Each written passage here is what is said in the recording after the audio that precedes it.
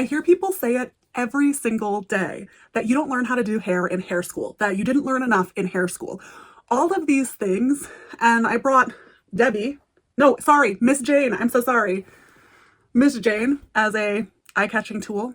She's got some rough hair going on. So I do want to talk about how you can kind of hack your schooling, or let's say get the most out of your education. Honestly though, all jokes aside, I get it. I understand that the system is flawed. Just because I've taught hair for 8 years does not make me unaware of the issues that happen both in the education system as a whole and specifically hair school, because that is what I have the most experience with. I am going to tell you the honest truth. Cosmetology school is to help you get your license, is to help you pass your exams.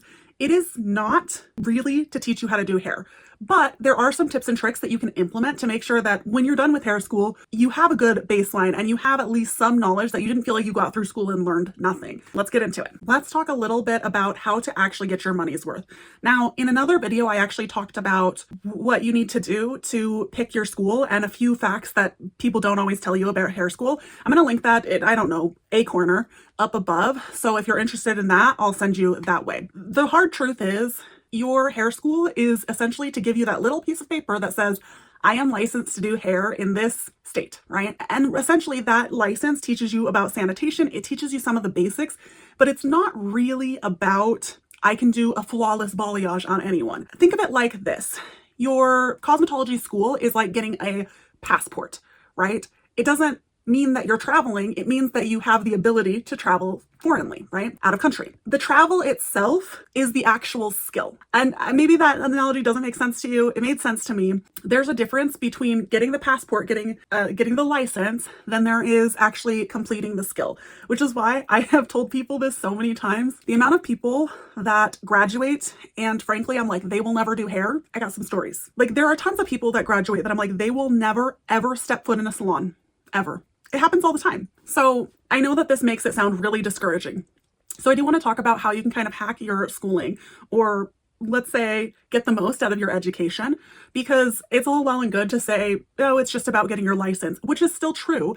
However, there are some things that you can do to make it that much better. The first one is your mannequin, Miss Jane here, is your best friend. Don't just practice your foiling. Practice making sure they're as close to the scalp as possible. Practice making sure that you have zero bleeders or like little cheetah spots. Practice your technique. Practice making your time better. I want to say it's interesting because the amount of people that come into hair school, and the amount of people that come into hair school and they were like, do I have to do this many foils or this many highlights? And I'm like, the reality is there is some initiative that has to be taken if you want to get better and if you want to learn how to do hair. We can't force you to be good at doing hair. Some of that takes practice. And yes, I'll say there is some natural talent involved, but I'll tell you what, the first balayage I ever did, it looked good for my first one, but that's the key. It looked good for my first one. It was not the most blended. And I'll tell you what, now I got no problems blending a balayage. That doesn't mean the first one was bad, but it was good for a beginner. It wasn't great. And what really did take that practice to be able to get to the point where I'm like, oh yeah, now I'm great. It didn't just happen because someone was forcing me to do a foil or two. It happened because I took the time to do additional work to practice that technique. I mean, I'll tell you this, and to be fair, I am a little bit of a nerd. I spent hours in hair school, more hours than I ever needed to do practicing foiling. And I'll tell you what, that has served me well in my entire career because I am fast. Even to this day where I don't do as much hair and I teach more, I'm a fast foiler. Not everybody can say that because they haven't taken that time to learn and to build that expertise. Number 2, ask the annoying questions. Don't just ask what developer I use. Say, why would I use that developer for this project? Ask the question, what developer should I use and why? Or ask, what does developer do? These are things that honestly, I can say as an educator, these questions don't annoy me. And I mean, I could be alone in that, but these questions, first of all, don't annoy me. And second of all, I want you guys to know this information because frankly, you can't replicate something if you don't understand the mechanics of it all. So ask the quote, annoying questions, or just ask questions. I mean, I know some people are shy. Pull your teacher aside. You don't have to talk in front of the whole class, but frankly, you get out what you put into it. Okay, number 3, use your slow days to practice anything you possibly can on a client. Anything you possibly can on a client. Text your friends, see if you can work on another student. See, like, you can work on a mannequin too, but Practice your pixie cuts, practice your foiling, practice your nails. If that's something you struggle with, practice with the things that you struggle with and use that to your advantage.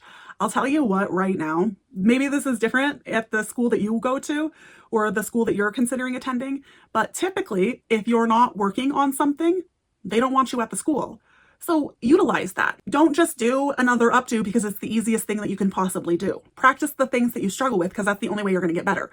Utilize the people around you, your friends, your family, your hobo on the side of the road. No, don't do that. Don't do that. Actually, I fear that might go poorly. Regardless, use those slow days to practice as many things as you possibly can, preferably on a client, but if not, practice it on a mannequin. I mean, I talked about this point already, but Miss Jane wants you to jack up her hair.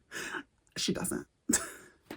I fear that too many students don't take advantage of this fact. Ask yourself what went wrong, because I guarantee there's going to be times that things do not go according to plan. I guarantee it, especially in hair school. But honestly, outside of hair school, too often I see people that they're like, this is super messed up. I don't know what I'm doing wrong. And I'll tell you this, as an instructor, I come over and help. That's my job. That's my role there.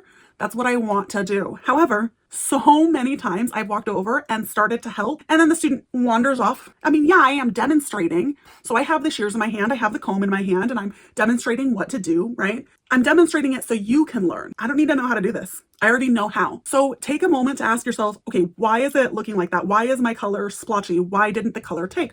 Why isn't this haircut blended? Those questions are going to set you apart so quickly. I mean, analyze if you're seeing videos on TikTok or YouTube or Instagram and you see a client horror story or a stylist horror story.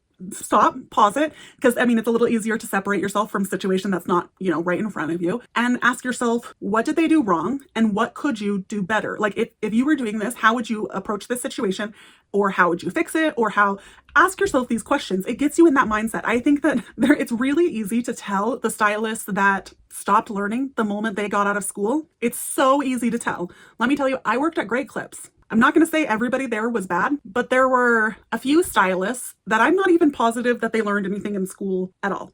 Just like this question. I mean, truly, enough said. Asking yourself this question, I mean, if you aren't sure, talk to the stylists around you or bring it to your instructor, especially while you're in school. This is a great time to be like, hey, I saw this and this happened. Do you know why that may have happened? Oftentimes, I mean, this has happened to me quite a bit where I'll have students come in and they're like, hey, I saw this. Why do you think this happened? And sometimes I have a good answer because I have enough information from the video. And sometimes I'm like, it could be these things. And it depends on the situation, but being able to break that down and analyze will set you apart so quickly.